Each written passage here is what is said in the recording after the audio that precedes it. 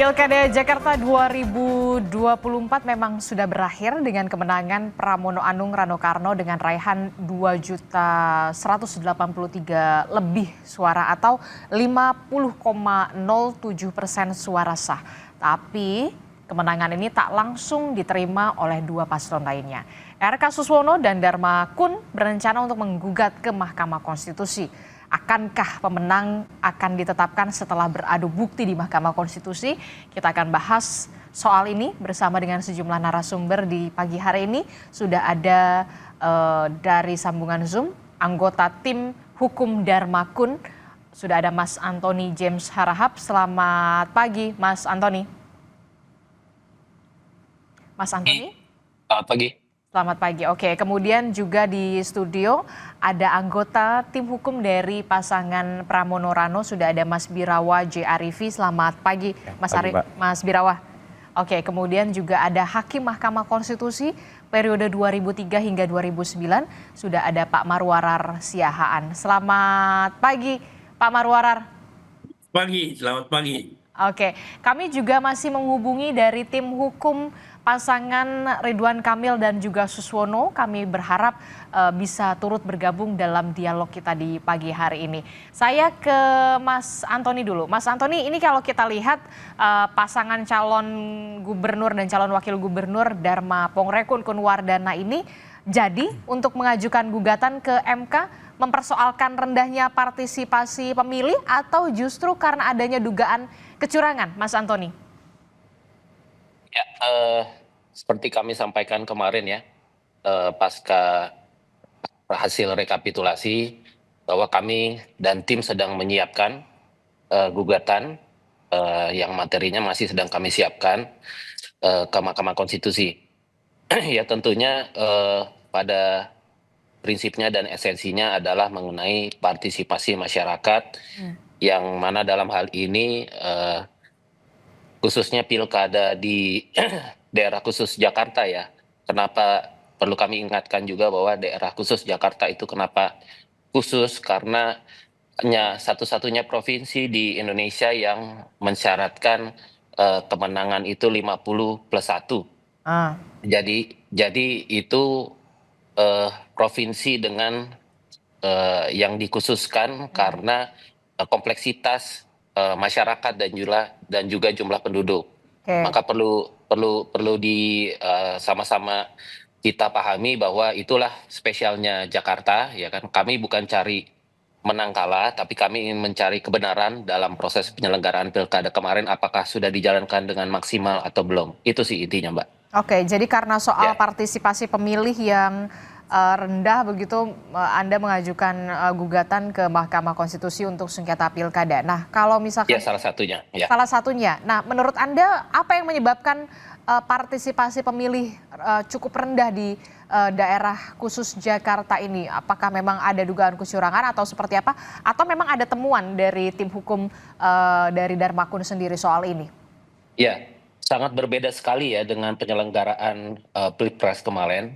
Terutama masalah distribusi C pemberitahuan yang bolak-balik juga dari KPU sendiri pada saat rekapitulasi sudah membela diri dengan bahwa sudah terdistribusi dengan kita sama-sama uji aja nanti apakah itu benar-benar sudah terdistribusi dengan benar ke masyarakat atau seperti apa distribusinya, karena udah ada peraturan-peraturan KPU sendiri yang mengatur soal itu. Nah, kami juga menemukan banyak fakta di lapangan seperti pada saat Pilpres kemarin pemilih kami yang keluarganya sudah meninggal tidak diundang, namun pada saat pilkada ternyata diundang. Nah, hal-hal yang kayak gini banyak sekali terjadi dan kita mau coba uji gitu kan, apakah penyelenggaraan kemarin itu apakah sudah betul-betul maksimal atau belum. Itu sih pada intinya, Mbak. Oke, baik, saya ke Mas Birawa. Mas Birawa, ini ternyata untuk tim hukum dari paslon Dharma Kun ini ingin mengajukan gugatan perihal bagaimana rendahnya partisipasi pemilih di Pilkada Jakarta. Nah, Anda sebagai tim hukum dari pasangan pemenang yakni Pramono Rano meresponnya seperti apa? Apakah ini melihat ini bentuk kekecewaan atau memang ini sudah ada jalurnya, kita hormati? Ya, terima kasih Mbak. Jadi kami memang dalam hal ini cukup mengapresiasi hasil dari rekapitulasi tingkat provinsi yang telah diselenggarakan sebelumnya. Kami juga berterima kasih kepada seluruh penyelenggara atas kinerja yang sangat-sangat baik dari KPUD Jakarta dan juga Bawaslu, serta seluruh warga dan masyarakat Jakarta yang telah berpartisipasi dalam pesta demokrasi di Jakarta. Namun pada prinsipnya di sini kami juga memahami dan menghormati apabila terdapat pihak-pihak tertentu, khususnya dari para paslon lain yang merasa terdapat kerugian-kerugian atau hal-hal yang sekiranya itu perlu diajukan upaya hukum ke Mahkamah Konstitusi. Dalam hal ini pun tim hukum dari Mas Pram dan Bang Dul juga sudah bersiap diri. Kami telah jaga-jaga apabila nanti ada permohonan yang didaftarkan kepada Mahkamah Konstitusi, dan ketika itu sudah terjadi kita mengingat bahwa jangka waktunya itu kan 3 hari kerja setelah ada penetapan dari KPU Jakarta. Maka apabila nanti ada permohonan yang masuk yang sudah didaftarkan, ya kami akan menindaklanjutinya sesuai dengan ketentuan peraturan perundang-undangan yang berlaku. Apa yang ingin atau sudah dipersiapkan begitu? Kalau kita lihat kan paslon 1 dan juga 2 ini sudah mempersiapkan temuan-temuan bukti-bukti begitu ya untuk dimajukan atau dilaporkan atau disertakan ke Mahkamah Konstitusi. Nah, kalau untuk pasangan Pramono Rano ini seperti apa? Ya, jadi salah satu bentuk keseriusan dari Mas Pram dan Bang Dul dalam mengikuti kontestasi pilkada ini adalah membentuk tim hukum dan advokasi yang serius. Di sini tim hukum kami sudah sangat siap dan matang, sudah dibentuk. Terdapat berbagai dan banyak advokat-advokat senior dan tokoh-tokoh nasional yang hadir dalam komposisi tim kami. Jumlahnya? Puluhan. Puluhan, oke. Yes, dalam surat kuasa nanti ada puluhan. Banyak yang mengusulkan menawarkan diri. Ini adalah bentuk partisipasi dari ahli-ahli hukum yang mendukung kemajuan dan kebahagiaan Kota Jakarta untuk tergabung dalam tim hukum Mas Pram dan Bang Dul. Namun selain itu juga kami selama kurang lebih 5 minggu terakhir juga telah mempersiapkan data yang telah terjadi di lapangan, baik dari informasi yang disampaikan secara langsung oleh tim saksi dan juga relawan-relawan. Apapun temuan yang telah dikumpulkan, diadministrasikan dan diserahkan kepada kami itu sudah lengkap. Dan tidak menutup kemungkinan juga untuk para saksi-saksi di lapangan nanti akan membantu kami untuk menyampaikan keterangan dan fakta-fakta sesungguhnya yang terjadi di lapangan. Namun di lain itu kita juga sudah mempersiapkan susunan ahli yang nantinya itu terdiri dari berbagai macam bidang hukum yang akan siap membantu Mas Pram dan Bang Dul ketika nantinya berhadapan di Mahkamah Konstitusi. Oke, kalau misalkan tadi tim hukum dari Dharma Kun mengatakan partisipasi pemilih kemudian rendah begitu ya dibandingkan dengan pilkada atau pilpres sebelumnya begitu, karena salah satunya adalah Form C6 ya, betul ya, Mas Antoni ya? Form C6 ya, yang kemudian banyak juga yang menurut Anda tidak terdistribusi dengan maksimal atau optimal. Nah, kalau Anda melihatnya akan mengubah secara signifikan atau bagaimana ini soal ini? Ya, kembali lagi tingkat partisipasi masyarakat dalam kontestasi pilkada itu tidak dapat mengubah hasil pilkada itu sendiri yang telah ditetapkan oleh KPU Jakarta. Kembali lagi di sini kami mengingatkan dan juga mengapresiasi kinerja dari KPU Jakarta yang telah berupaya semaksimal mungkin untuk melakukan upaya sosialisasi. Kemarin juga saat rekapitulasi tingkat provinsi juga sudah ada statement dari KPU Jakarta bahwa seluruh undangan C6 ya pemberitahuan telah didistribusikan lebih dari 90% kepada seluruh warga Jakarta untuk beberapa kondisi-kondisi tertentu di mana terdapat warga-warga yang mungkin sudah meninggal dunia terus kemudian sudah pindah domisili tapi tetap di Jakarta karena C6-nya tidak dapat didistribusikan secara aktual ke domisili terakhir atau warga tersebut sudah pindah KTP. Nah, hal-hal ini mungkin yang menjadi catatan, tapi kembali lagi kami melihat seluruh upaya dari KPU Jakarta itu sudah dilakukan dengan maksimal.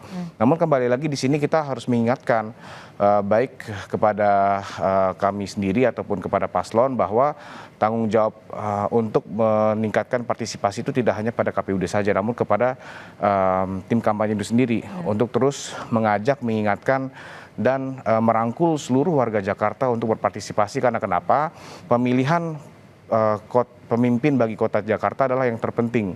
Karena sekali lagi kita menentukan nasib warga Jakarta dengan memilih pemimpin yang terbaik.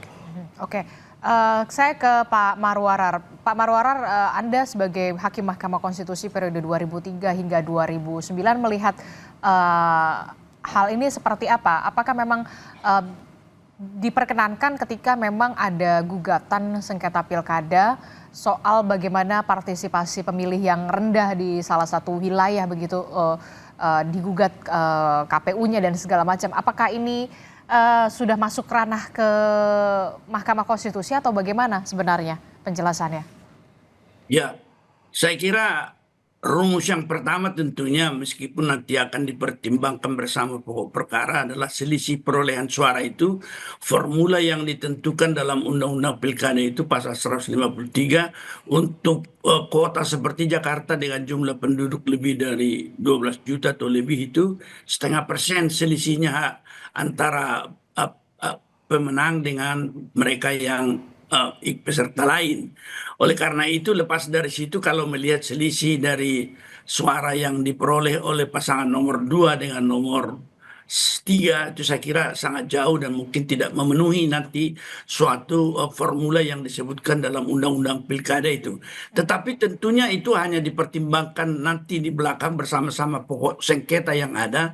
Dan kalau dalil yang dikemukakan pasangan calon nomor 2 adalah banyaknya atau rendahnya partisipasi, tentu ini masalah bukti yang harus kita akan lihat dan seandainya pun ya betul, apakah itu berkorelasi dengan yang disebut kesalahan dari pihak penyelenggara dan kemudian signifikan nggak untuk menggeser hasil perhitungan yang ada sedemikian rupa sehingga dengan ditambahkan seandainya pun ditambahkan mereka yang ternyata tidak mengikuti atau tidak berpartisipasi secara sah karena kesalahan misalnya, apakah itu bisa melampaui hasil penghitungan atau menegasikan hasil penghitungan ya perolehan suara pasangan calon masing-masing yang telah ditetapkan oleh KPU. Biasanya kalau dalam kondisi seperti ini satu-satunya yang mungkin kalau penyelenggaraan pemilu itu dengan selisih suara yang demikian bisa terjadi hanya kalau terjadi apa yang dikatakan pelanggaran terstruktur, sistematis, dan masif. Jadi kalau bisa kita buktikan bahwa struktur pemerintahan yang dari atas sampai ke bawah dipergunakan dengan satu sistem misalnya apakah itu bantuan sosial, bansos, amplop dan lain sebagainya.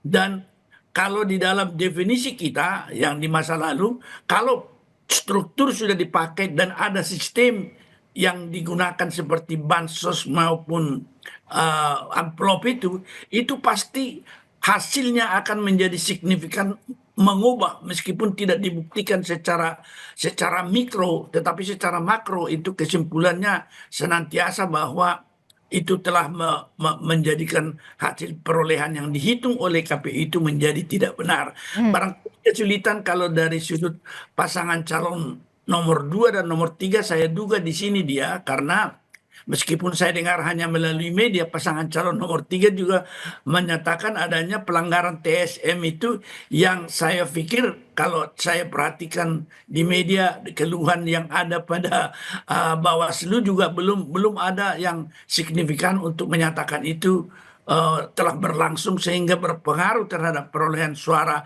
pasangan calon masing-masing nomor 1, 2, dan 3 sehingga sedemikian rupa harus kita nyatakan perolehan suara pasangan calon nomor 3 batal. Belum nampak indikasi-indikasi dan seluruh keadaan ini tentunya juga pasangan calon nomor 3 kalau bisa mempertahankan ini dengan apa yang selalu kita katakan dari tingkat bawah itu C1 hasil form itu saya kira nanti dia akan sulit digoyahkan dengan permohonan yang hanya sekedar menurut saya dan jangan marah spekulatif kalau misalnya kita katakan partisipasi rendah kesalahan itu boleh jadi apakah itu kesengajaan juga tetapi kalau dilihat dari apa yang terjadi menurut saya bahwa partisipasi masyarakat yang rendah kadang-kadang juga faktornya adalah ketika kita baru melaksanakan pemilu Pilpres dan legislatif yang katakanlah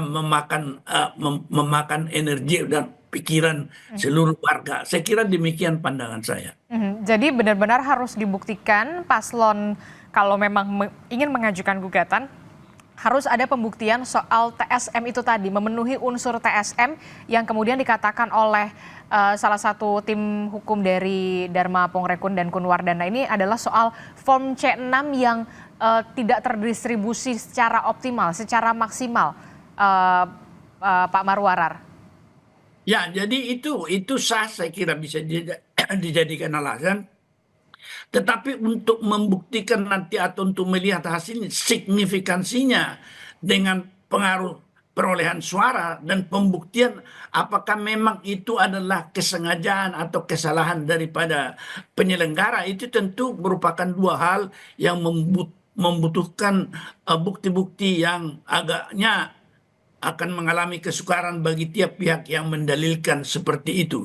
Tetapi satu-satunya yang bisa menggeser dalam perolehan suara seperti ini yang gapnya jauh, barangkali formula yang disebutkan pasal 153,5% itu untuk perolehan suara, selisih perolehan suara antara pasangan calon, maka menurut saya kesulitan itu hanya bisa diterobos melalui jika ada indikasi dan bukti-bukti pelanggaran TSM ya.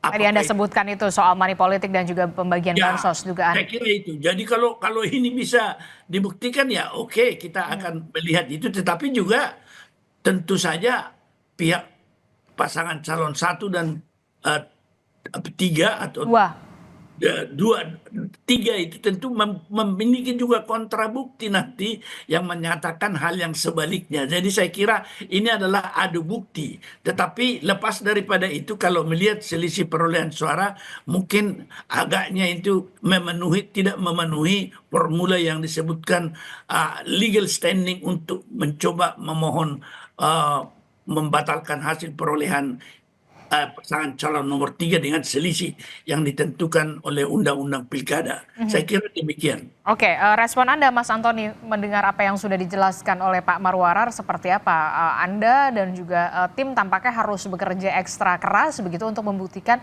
setidaknya adanya dugaan terstruktur, sistematis dan juga masif atau TSM yang salah satu contohnya misalkan dugaan money politics dan juga dugaan pembagian bansos gitu. Kalau memang soal form C6 yang tidak terdistribusi dengan baik kok rasa-rasanya agak kurang begitu kalau menurut Pak Marwarar. Silakan.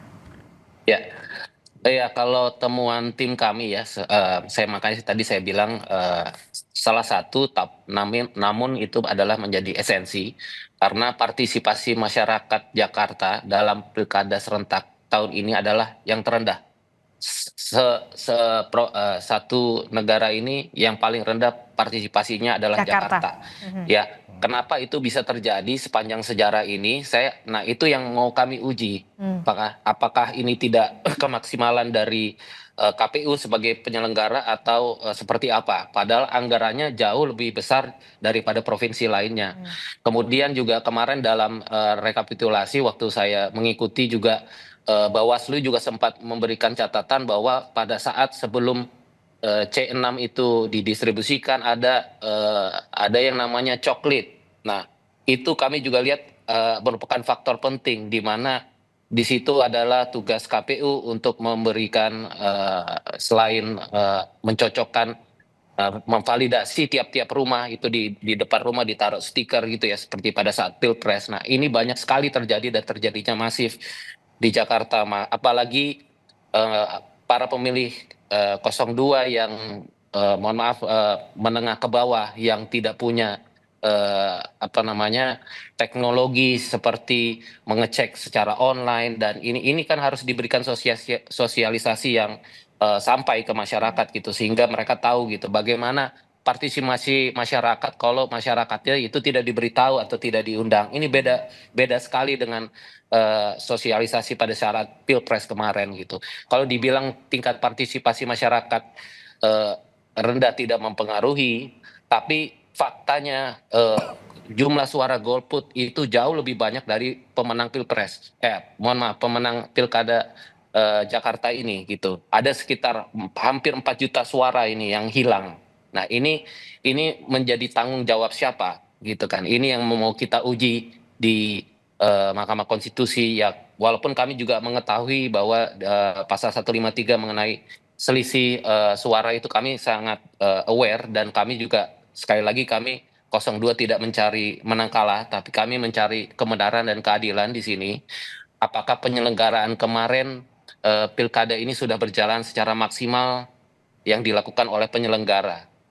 Pada prinsipnya itu sih dari kami. Oke, baik, kalau menurut Anda ada sekitar 4 juta lebih suara yang hilang. Inilah yang kemudian dipertanyakan oleh tim hukum dari Dharma Pongrekun dan juga Kun Wardana. Ini kemana begitu ya? Dan ini harus dipertanggungjawabkan oleh penyelenggara pemilu, begitu menurut Anda? Ya jelas, itu kan sudah ada aturan mengenai pendistribusian C6 itu dalam peraturan KPU sendiri. Kalau misalnya undangan orang yang nggak ada, kemudian harus dititip ke siapa, dan itu udah harus ada tanda terima, foto, dan segala. Pada saat rekapitulasi kemarin, mereka hanya menunjukkan beberapa aja gitu. Sedangkan di dalam peraturan KPU sendiri, itu sudah diatur, dan itu legit, dan harus sampai kepada orangnya itu masing-masing. Nah, faktanya saya pun sebagai warga negara tidak mendapatkan itu ya. Untungnya saya mengecek secara online dan kami mengejar sendiri. Tapi untuk masyarakat yang tidak mengerti ini, bagaimana pertanggungjawabannya? Itu seperti itu. Dan kami nggak ada tuh di depan rumah kami ada stiker coklit pemutahiran data dan segala macam. Dan lucu, pada saat Pilpres kemarin datanya cukup update gitu kan. Ada keluarga yang meninggal tidak diundang. Nah, tapi sekarang pada saat pilkada yang berjalan baru ini, ternyata yang sudah meninggal diundang lagi. Nah, ini apa? Mutakhir datanya ini kenapa gitu kan? Apakah kita akan uji makanya di Mahkamah Konstitusi? Apakah ini dilakukan memang secara terstruktur, sistematis dan masif? Nah, ini yang mau kita uji. Itu makanya Dan inilah yang juga menjadi PR Anda sebagai tim hukum Dharma Pongrekun dan juga Kun Wardana untuk membuktikan temuan-temuan itu jika memang ada unsur TSM di situ, begitu kan ya? Ya, dan di situ kan nanti akan terbuka semua kalau memang KPU sudah menyelenggarakan pilkada ini dengan baik, ya pasti kan distribusi C6 itu akan dikasih lihat nanti semuanya. Maka kita akan uji di sana gitu. Respon Anda, Mas Birawa? Ya, sekali lagi kami menghormati dan menghargai apabila terdapat pendapat atau hal-hal yang dirasa kurang sesuai dengan harapan dari masing-masing paslon tertentu. Nah, tapi kembali lagi di sini terdapat upaya hukum yang dapat ditempuh, dan apabila upaya hukum itu telah dilaksanakan, maka nanti akan ada proses hukum yang akan berlangsung, sehingga nanti seluruh hukum acara yang berlaku akan dijalankan oleh masing-masing pihak yang akan menjadi pemohon di Mahkamah Konstitusi. Tapi mungkin ada beberapa hal yang memang perlu saya tanggapi tentang statement dari rekan saya dari tim Paslon 02. Mungkin di Jakarta itu bukan terendah kali ya tingkat partisipasinya, karena berdasarkan data dan fakta terdapat daerah-daerah lain yang tingkat partisipasi itu jauh lebih rendah. Misalnya di Sumatera Utara dan juga di Sumatera Barat. Itu bisa dicek, memang Jakarta itu tingkat partisipasi itu bukan paling rendah, dan kalau sana dilihat ya ini kita cukup lumayan tinggi. Karena tingkat partisipasi di Jakarta itu kalau nggak salah sudah mencapai 57,6%. Sehingga itu sudah lebih dari mayoritas penduduk warga Jakarta yang telah memilih dan berpartisipasi di Pilkada Jakarta. Namun berikutnya hal yang mungkin kita harus pahami dan cermati bersama-sama adalah ketentuan tentang undangan C6 pemberitahuan. Kita sangat jelas dan sudah paham betul, kita sesama ahli hukum harus menegaskan bahwa C6 itu bukan merupakan persyaratan untuk memilih. Karena kenapa? Terdapat suatu mekanisme yang telah disediakan oleh peraturan perundang-undangan dan juga difasilitasi oleh KPUD ketika nantinya itu terdapat warga-warga yang mungkin tidak mendapatkan undangan C6, mereka tetap dapat memilih dengan menggunakan KTP. Itu sudah sangat-sangat jelas, karena berdasarkan data itu terdapat lebih dari 18.000 warga Jakarta yang telah mencoblos tanpa C6 tapi dengan menggunakan KTP. Dan apabila tadi ada statement terdapat masyarakat yang mungkin tidak memiliki atau terbatas akses untuk contohnya cek DPT online yang disediakan oleh KPU, itu pun juga saya rasa apabila orang tersebut memang betul-betul mau memilih, mereka tinggal datang ke TPS-nya saja. Karena kenapa? Itu semua sudah difasilitasi dengan baik oleh KPU Jakarta dan juga oleh KPPS tempat. Sehingga kita melihat bahwa ini seharusnya tidak ada hal-hal yang merugikan pemilih, khususnya warga Jakarta. Dan warga Jakarta telah memilih pemimpin yang dipercayai dapat memajukan dan membuat warganya bahagia, yaitu Mas Pram dan Bang Dul. Oke, singkat saja Mas Antoni soal ini. Ya, tentunya makanya nanti kita sama-sama uji ya, karena temuan kami adalah distribusi C6 itu artinya wajib dan dilakukan dan distribusikan dengan baik oleh KPU kepada masyarakat, dan di situ sudah ada diatur tanda terimanya, harus ada foto, dokumentasi. Nah, kata-kata wajib inilah yang perlu kita sama-sama uji, ya kan? Apakah KPU sudah melakukan tugasnya dengan maksimal? Oke. Itu. Oke, nanti kita akan lanjutkan lagi perbincangan kita soal bagaimana Pram Rano Benang, RK Suswono dan juga Dharma Kun mengajukan gugatan ke Mahkamah Konstitusi. Benarkah soal partisipasi pemilih yang rendah ini bisa dibuktikan oleh kedua paslon, antara paslon RK Suswono dan juga Dharma Pongrekun untuk bisa melaju ke tahap selanjutnya, yakni untuk sengketa pilkada? Tetaplah bersama kami di Sapa Indonesia Pagi. Kami akan kembali usai jeda.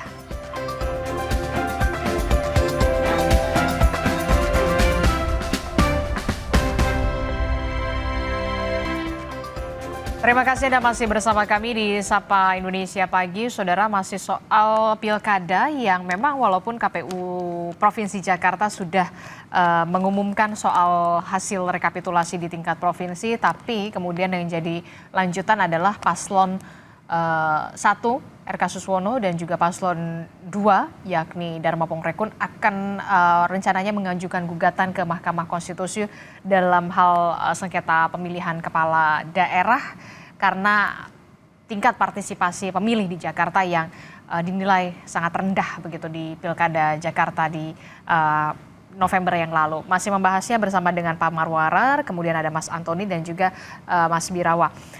Saya ke Pak Marwarar. Pak Marwarar, jadi di masa kepemimpinan Anda dulu pada saat menjadi Hakim MK periode Anda, apakah pernah kasus semacam ini soal partisipasi pemilih yang rendah ini dilanjutkan untuk diproses gugatan sengketa pilkadanya?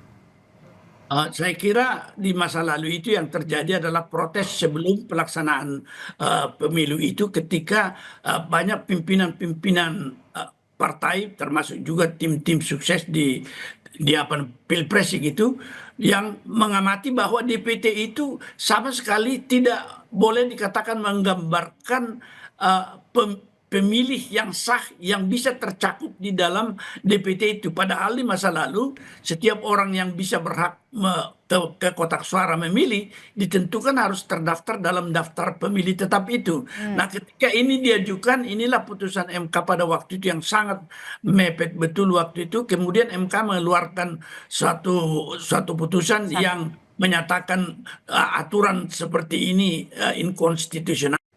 Perselisihan hasil pemilu seperti ini, kalau apa yang dikatakan formulir C6 itu seharusnya tadinya kalau itu memang bisa kita komplain atau sah, sudah harus disampaikan kepada Bawaslu atau SLU yang merupakan pihak yang menyelesaikan sengketa proses. Jadi ketika di Panwaslu kalau memang signifikan ini tetapi tidak dilaksanakan, itu boleh dibawakan baru ke MK. Saya kira tahap-tahap itu untuk menyatakan bahwa sengketa proses ada di Panwaslu atau Bawaslu, sedang sengketa hasil ada di MK. Tetapi tidak menutup kemungkinan bahwa sengketa proses yang tidak ditangani dengan baik oleh Bawaslu itu akan boleh juga dibawa ke MK. Jadi di sini akan ada ukuran yang disebutkan TSM itu. Saya kira demikian. Oke, tapi kalau untuk pasangan Dharma Kun ini, apakah sebelum ingin mengajukan gugatan ke MK soal form C6 ini apakah sudah dilaporkan tidak sengketa prosesnya ini ke Bawaslu atau memang sudah diajukan atau sudah dilaporkan tapi memang tidak ada tanggapan soal ini, Mas Antoni? Ya, memang kami dari tim 02 ya, kami karena berangkat dari tim independen ya, yang mana kami juga punya keterbatasan saksi-saksi gitu pada saat rekapitulasi berjenjang ini. Jadi memang dari kami memang sangat sedikit catatan untuk kami dari 02 untuk melapor ke Bawaslu. Makanya pada saat rekapitulasi akhir kemarin pada saat saya hadir gitu kan, banyak ya informasi-informasi, artinya temuan-temuan dari pasangan lain yang kami lihat Bawaslu tidak rekomendasi dari mereka ini tidak ada yang belum dijalankan oleh KPU gitu, yang sifatnya harusnya segera dilakukan gitu. Bahkan sampai pada saat akhir kami melihat tidak ada satu tindakan administratif pemilu yang dilakukan gitu. Kami makanya melihat sebagaimana KPU sudah statement bahwa tidak ada zero pemungutan suara ulang gitu kan dengan itu. Nah, ini kami justru menanyakan kenapa, padahal kejadian Pinang Ranti jelas-jelas itu sudah indikasinya jelas. Mungkin ada, kami makanya ingin uji gitu, apakah ini ada sangkutannya dengan distribusi C6 tadi. Kan Tapi itu artinya tim hukum dari Darmakun belum melaporkan soal form C6 ini ke Bawaslu sebelumnya. Ya, karena kami pada saat rekapitulasi akhir kami baru menemukan temuan-temuan berupa yang tadi pada saat itu tidak ada laporan mengenai C6 yang terdistribusi ini dengan tanda terima dan foto. Pada saat rekapitulasi pada saat akhir baru kami tahu bahwa banyak itu yang distribusinya yang tidak menunjukkan bukti dari KPU sendiri gitu. Apa goalsnya nanti ketika paslon atau tim hukum dari Dharma Pongre Kun Wardana ini, PSU pemungutan suara ulang, pembatalan pengumuman rekapitulasi tingkat provinsi, atau seperti apa goals Anda dari tim hukum? Ya, sebagaimana tadi kami sampaikan bahwa tim 02 ini bukan mencari menang atau kalah ya. Kami juga ingin memberikan pembelajaran politik ke depannya, karena kami ini berangkat dari tim independen di mana kami ini berjuang bukan hanya pada saat kampanye, tapi dalam sebelum melakukan pencalonan kami juga sudah mengumpulkan dukungan. Ini suara-suara ini yang ingin kami jaga, yang ingin kami kawal ke depannya untuk proses pembelajaran ke depan dan untuk pembenahan politik ke depan, supaya hal-hal seperti ini tidak terjadi lagi yang kami rasakan. Itu aja. Kalau misalnya goalsnya apakah nanti pemungutan suara ulang atau tidak, nanti kita sama-sama lihat pada saat kami mengajukan. Oke, tapi ada tuntutan untuk pemungutan suara ulang? Nanti kita lihat, masih dikaji oleh tim kami. Oke, masih dalam kajian soal ini. Kalau dari Pak Marwarar, peluangnya seberapa besar begitu untuk bisa kemudian ini dilanjutkan untuk diproses soal sidang sengketa pilkada ini, soal partisipasi pemilih di Jakarta yang cukup rendah? Kalau dari sepengalaman Anda sebagai hakim MK. Ya, jadi dinamika yang harus ada nanti di MK itu tentu saja harus ada respon atau tanggapan dari penyelenggara lebih dahulu. Dan kemudian kalau memang komplain atau pengaduan-pengaduan itu ada yang dimasukkan kepada Bawaslu tetapi tidak direspon, itu tentu bisa kita angkat menjadi sengketa yang prosesnya yang mempengaruhi hasil.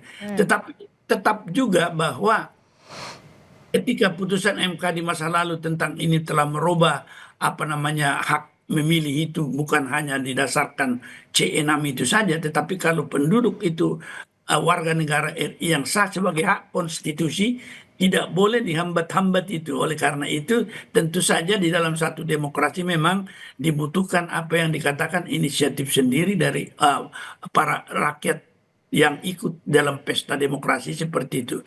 Tetapi kemudian kalaupun misalnya ini akan dibawakan ke MK, tentu saja nanti signifikansi yang bisa potensi signifikansi mempengaruhi hasil, tentu juga menjadi suatu pertimbangan dari Hakim MK nanti untuk bisa mengangkat ini menjadi suatu putusan yang dibawa ke dalam pokok, sehingga mungkin menurut saya nanti kalau tidak bisa dibuktikan dengan proses sengketa proses yang sudah ada dan bukti yang lain, maka biasanya dinyatakan gugatan seperti itu menjadi tidak dapat diterima atau niet ontvankelijk verklaard. Itu yang bisa saya tanggapi. Oke, saya ke Pak Mas Birawa. Memang sayang sekali begitu ya, kita sudah mengundang dari tim hukum Ridwan Kamil dan juga Suswono yang juga kita harap juga bisa ikut bergabung dalam dialog di pagi hari ini. Karena memang, kenapa saya mengatakan seperti itu, karena memang perbedaan suara antara tim RK Suswono ini 10% begitu, yang kemudian dalam tanda kutip mungkin bisa menjadi kepercayaan diri dari tim hukum atau tim dari RK Suswono ini untuk bisa melajukan adanya perbedaan suara yang cukup signifikan. Nah, Anda menanggapinya gimana? Karena perbedaannya tipis banget loh ini. 10% itu nggak tipis loh, Mbak. Itu sangat-sangat jauh. Karena kan kembali lagi berdasarkan ketentuan peraturan kita dan juga di hukum acara MK terdapat syarat ambang batas yang harus dipenuhi agar suatu permohonan itu dapat memenuhi syarat-syarat formilnya. Itu satu. Tadi sudah disampaikan juga oleh Pak Marwarar ketentuan tersebut. Tapi sekali lagi di sini apabila memang nantinya itu terdapat paslon yang menggunakan haknya untuk mengajukan permohonan ke Mahkamah Konstitusi, di situ kami akan menghormati seluruhnya dan pastinya tim kami juga sudah siap untuk menghadapi itu. Pastinya kan yang akan menjadi pihak utama yang menjadi termohon kan penyelenggara. Namun tidak membatasi, kami nanti juga akan menjadi pihak terkait dalam permohonan tersebut. Tapi sekali lagi di sini kami dari paslon 03 juga sangat mempercayai independensi dan integritas Mahkamah Konstitusi serta para hakim-hakim yang mulia di Mahkamah Konstitusi, sehingga nanti proses yang berlangsung kami juga yakin akan berlangsung dengan baik. Termasuk siap gitu ketika nanti memang gugatan ini dari paslon RK Suswono ataupun Dharma Pongrekon ini benar-benar diterima dan juga sengketa pilkada ini terus digulirkan, mungkin akan ada PSU dan segala macam gitu. Ya, kembali lagi ini nanti tergantung pada derajat pembuktiannya. Dari masing-masing paslon atau pemohon nantinya juga ada bukti, kami pun juga ada bukti-bukti. Sehingga nanti pertarungannya itu di Mahkamah Konstitusi. Oke, terakhir Pak Marwarar, seberapa besar kemudian akan diterima dan juga sesignifikan apa kemudian bisa mengubah hasil suara pilkada kemarin soal ini? Ya, kalau saya lihat formula yang ada tentang ambang batas, pasangan nomor 2 dan nomor 3 juga kalau dari sisi itu saja, saya kira ya agak sedikit tipis harapannya begitu, tanpa memperkecil semangat daripada para pihak.